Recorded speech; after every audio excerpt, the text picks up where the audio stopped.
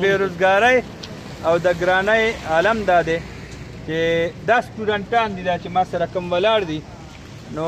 دی دلته په نوشهره کینټ کې مختلف قسمه کاروبارونه کوي د دې موبایل اکسسریز دا خرڅوي خو نن څه مارکیټ کې د څه مانګ جوړیږي او څه خلک غواړي نو هغه دی مارکیټ ته را پیدا کوي او خرڅوي نو دې ځوانانو نن سبا ماسکونه را پیدا کړي دي او ماسکونه خرڅوي مسله همغه ده چې خلق بالا کور کې کینی هلته کور کې د کور ضروریات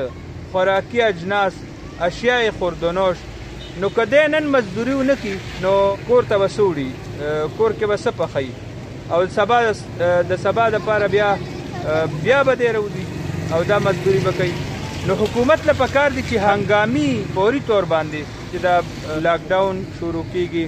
او څنګه چې دا ټرین بندیږي او دې سره سره نور انتظامات او زما په خیال چې هر علاقه به محدود شي چې ضلعي یو بل نه کټ کړي او د ضلعو ترانسپورټ بند شو د هغې نه پس به په ضلعو کې د تحصیلونو او د